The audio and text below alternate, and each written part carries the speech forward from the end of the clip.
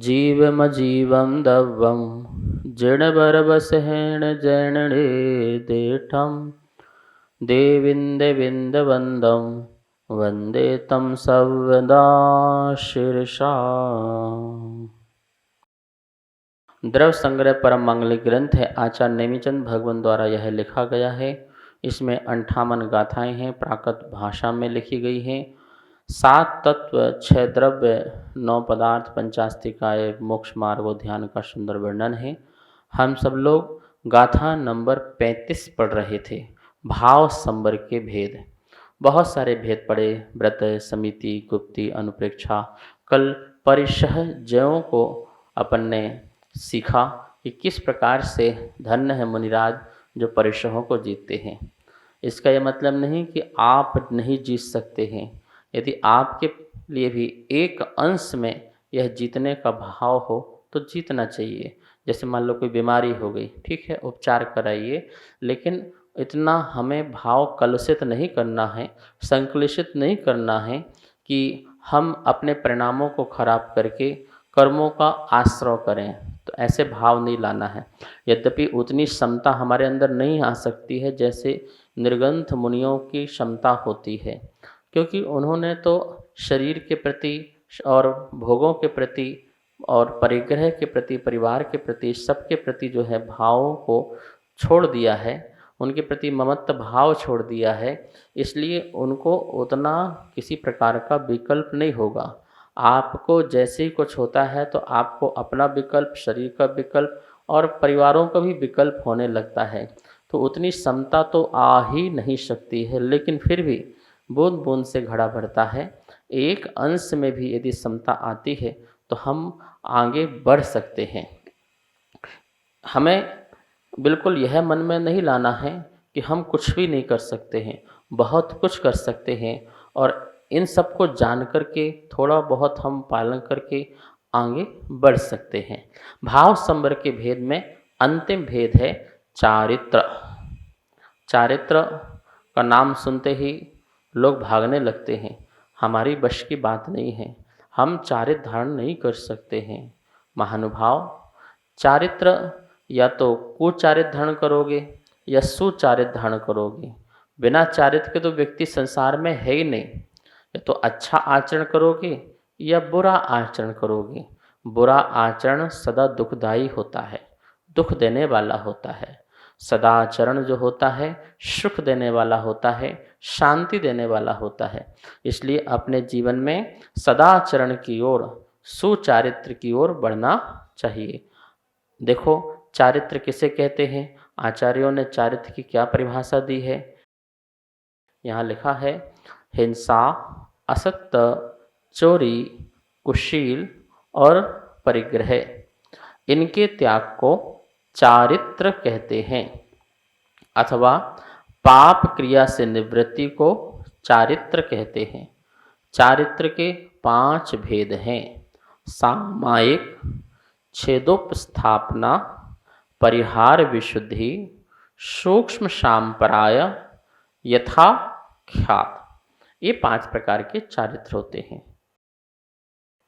हिंसा, झूठ, चोरी, कुशील और परिग्रह, इन्हें जैन दर्शन में पाप कहा है।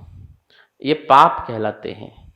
पाप का मतलब है अपने स्वभाव से गिरना, अपने आप से इतने गिर जाना कि हम अपने आप से ही नज़र न मिला पाएँ। यह पाप की दृष्टि है। आदमी पंच इंद्रिय जीव की हिंसा करने के लिए भी सोचता नहीं है। ये कितना जघन्य अपराध है। झूठ, दिन रात 24 घंटे झूठ बोल करके अपनी आत्मा को कलुषित करते हैं। हम सोचते हैं कि हमने किसी की हिंसा कर ली तो हम खुश हो गए। नहीं, हमने अपने भावों की हिंसा की है। अपने भावों की हिंसा किए बिना कभी आप दूसरे की हिंसा नहीं कर सकते हैं। पहले आप अपने आप से छल कपट किए बिना, झूठ बोले बिना किसी और को झूठ नहीं बोल सकते हैं। चोरी, कुशील, परिग्रह, इन सब में सबसे पहले यदि किसी का नुकसान होता है तो अपनी स्व आत्मा का नुकसान होता है। कहीं ना कहीं हम अपने स्वभाव से या अच्छे भावों से, शुद्ध भावों से गिरते हैं, और जितने गिरते हैं उतने ही हम अधम होते जाते हैं, उतने ही संसारी हो जाते हैं। इतने संसारी हो जाते हैं कि उस संसारी का संसार ही अंत नहीं होता है। हिंसा, झूठ, चोरी, कुशील, परिग्रह देखा जाए सामाजिक दृष्टि से भी ये सही नहीं है। सामाजिक में भी यह देखा जाता है कि जो बहुत व्यक्ति क्रूर होता है, हिंसक होता है, जो व्यक्ति बात बात पर झूठ बोलता है या किसी की वस्तु का हरण कर लेता है, अपहरण कर लेता है, चोरी कर लेता है, किसी बहू बेटियों में गलत निगाहें डालता है या उनको छेड़ता है, अपशब्द बोलता है, या फिर किसी के वस्तुओं को अपना बनाने के लिए होड़ में लग जाता है, परिग्रह का संचय करने लग जाता है, तो ऐसे व्यक्ति जो है समाज में रहते तो हैं लेकिन ढंग से नहीं रह सकते। ढंग से नहीं रह सकते क्यों? क्योंकि सदा डरे डरे से रहते हैं, भयभीत रहा करते हैं, और यदि इनके अपराध प्रकट हो जाएं तो सरकार भी इनको दंडित करती है, समाज दंडित तो करती ही करती है, कानून से भी उनको दंड मिलता है। फिर अंत में क्या होगा? पश्चाताप ही तो होगा।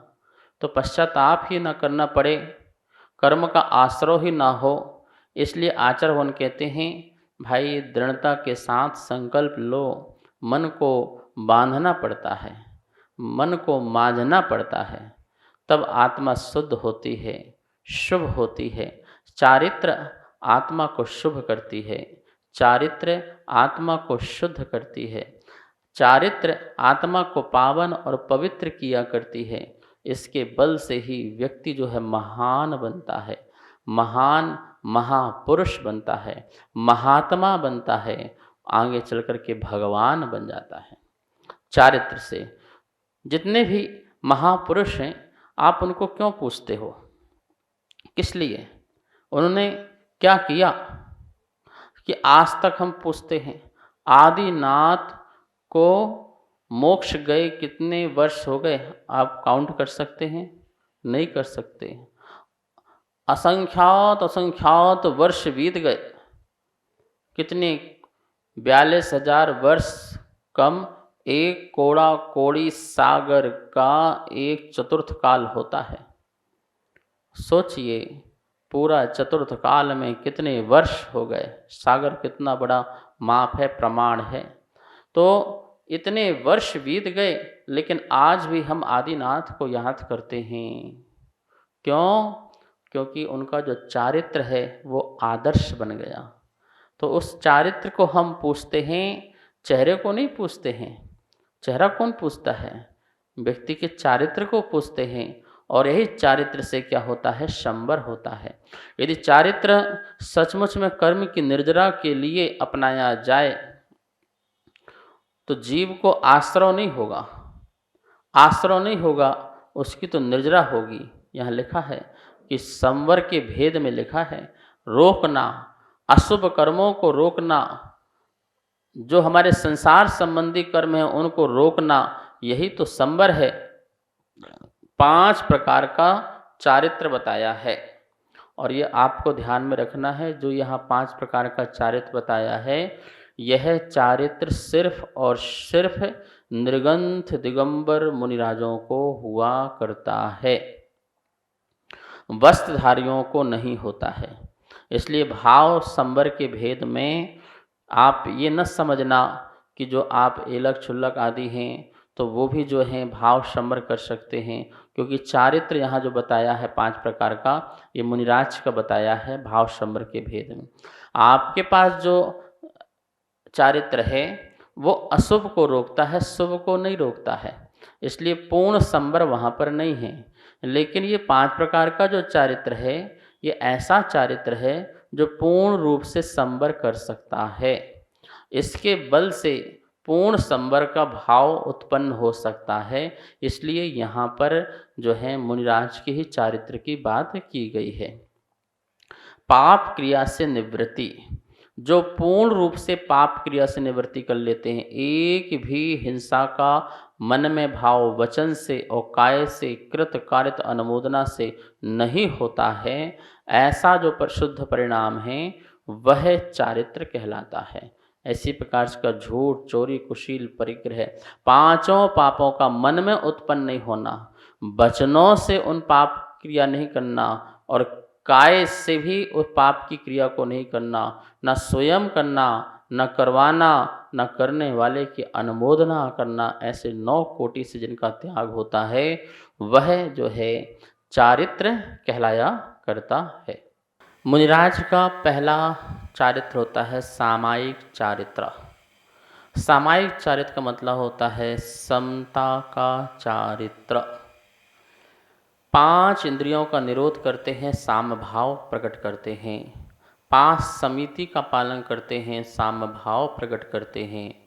5 पापों का त्याग करते हैं, साम भाव प्रकट करते हैं। आपने देखा 5 महाव्रत, 5 समिति और 5 इंद्रिय निरोध है जो ये मुनिराज पालन करते हैं, यही तो इनका सामायिक चारित्र कहलाता है।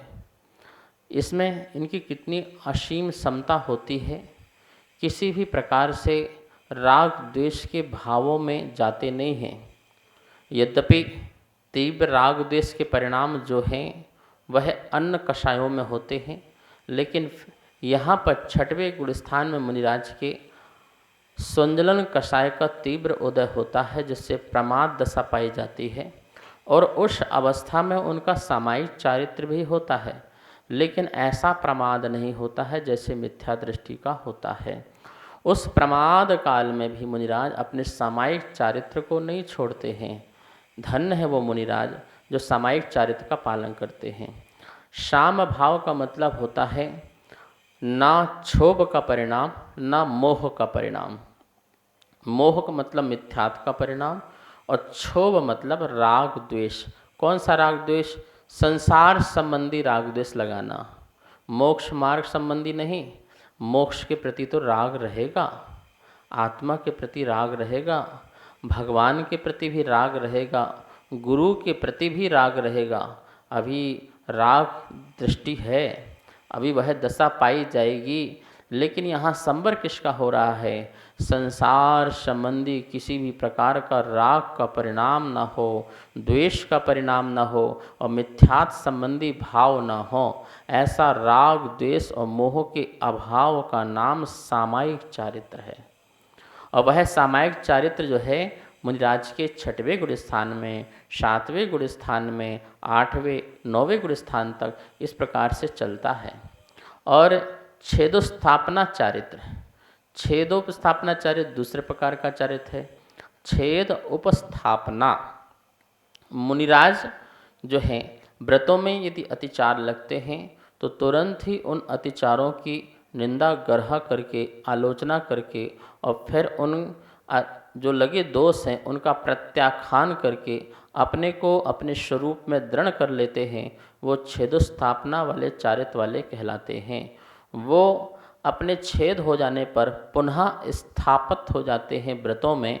ऐसे मुनिराज भी जो हैं शाम भाव रखते हैं और संवर का भाव रखते हैं, क्योंकि उन्होंने आश्रय नहीं होने दिया। अपने व्रतों में छेद होने पर भी तुरंत अपने आप को उपस्थापन कर लिया, स्वयं अपने आप को प्रतिष्ठित कर लिया है, गुरु द्वारा प्रतिष्ठित हो गए, तो वहाँ संवर के भाव बने रहते हैं। परिहार विशुद्धि, इतनी विशुद्धि जागृत हो जाती है कि जिनके द्वारा किसी प्रकार का हिंसा आदि या किसी प्रकार का पाप होता ही नहीं है, परिहार कर दिया है पूर्ण रूप से हिंसा आदि के भावों को। ऐसे परिहार विशुद्धि नामक मुनिराज कहलाया करते हैं। जिनके चलने में भी किसी प्रकार की हिंसा नहीं होती है, जिनके बोलने में भी किसी प्रकार की हिंसा नहीं होती है, ऐसे परिहार विशुद्धि महामुनिराज कहलाते हैं। जो और भी ज़्यादा जो हैं अपने में आ गए हैं, स्वरूप में आ गए हैं, ऐसे परिहार विशुद्धि मुनिराज चारित्र वाले। फिर 10वें गुण स्थान में जब पहुंच जाते हैं तो उनको सूक्ष्म सांप्राय नाम का जो है चारित्र होता है। इसका नाम सूक्ष्म सांप्राय क्यों पड़ा? सांप्राय मतलब होता है कषाय, सूक्ष्म मतलब बहुत ही जो बिल्कुल बलहीन कसाय बची हुई है, स्थूल कसाय का अभाव हो गया है, बहुत ही सूक्ष्म लोप कसाय बची है, सुनिल कसाय का वो अंश बचा हुआ है, वह सूक्ष्म सांप्राय कहलाता है। वह सूक्ष्म सांप्राय, इसका नाम चारित्र दिया, क्यों दिया? लोभ कषाय के, सूक्ष्म लोभ कषाय के उदय से वहाँ पर जो है अभी राग है, पर वो राग ऐसा नहीं है कि उनके शुद्धोपयोग में कोई बाधा पहुँचाए या उनके शुद्ध परिणाम में बाधा पहुँचाए। पूरे के पूरे परिणाम शुद्ध की ओर अभिमुख हैं और राग अबुद्धिपूर्वक सूक्ष्म में पड़ा हुआ है। ऐसा जहाँ भाव है वहाँ पर उसको सूक्ष्म सांप्राय चारित्र नाम दिया गया है। और ऐसे सूक्ष्म सांप्रायधारी मुनिराज जो हैं वो उपसम श्रेणी के भी हो सकते हैं और छपक श्रेणी के भी। पांचवा है यथाख्यात चारित्र। यथाख्यात चारित्र मतलब यथा आख्यात, जैसा कहा है आत्मा का स्वरूप, यथा जैसा आख्यात कहा है या होता है वह स्वरूप जो कहलाता है यथाख्यात। मतलब वीतराग चारित्र, इसे आप यथाख्यात चारित्र को वीतराग चारित्र भी कह सकते हैं। नीचे वाले चारित्र को वीतराग चारित्र नहीं कह सकते, वहाँ वीतराग चारित्र में प्रवेश कह सकते हैं, लेकिन वीतराग पूर्ण चारित्र जो प्रकट होता है वह 11वें 12वें गुण स्थान में, 12वें में, फिर 13वें में, 14वें में, यहाँ सब वीतराग चारित्र होता है। वीतराग चारित्र मतलब जहाँ पर कषाय का उदय नहीं है या कषाय पूर्ण क्षय को प्राप्त हो गई है, ऐसी जहाँ अवस्था प्रकट हो जाती है, ऐसा यथाख्यात चारित्र कहलाता है। ऐसे यथाख्यात चारित्र के धनी मुनिराज भले ही वो छदमस्त काल में हैं, क्षयोस्मिक काल में हैं, 11वें 12वें गुण स्थान में, लेकिन उनका जो चारित्र है पूर्ण रूप से जो है कषाय का अभाव होने के कारण पूरे परिणाम निर्मल भाव हैं। और ऐसे निर्मल भाव वाले यथाख्यात चारित्र मुनिराज अपनी कितने शंबर करते हैं। कुछ भी कर्म, कुछ भी कसाय संबंधी आश्रय नहीं होता है। पूर्ण संबर यदि होता है, मुनिराज का पूर्ण संबर यदि होता है, तो यहाँ पर यथाख्यात चारित्र में होता है कसाय संबंधी चारित्र मोहनी संबंधी। यहाँ पर पूरा ये गाथा संपन्न होती है। कल आगे नजरा का स्वरूप पढ़ेंगे। आज यहीं पर स्वाध्याय संपन्न करते हैं। आइए माँ जिनवाणी की स्तुति करते हैं। वाणी के ज्ञान ते सूझे लोकालोक, सो वाणी मस्तक नमो, सदा देत हूँ धोक, सदा देत हूँ धोक। सबको बहुत बहुत मंगल आशीर्वाद।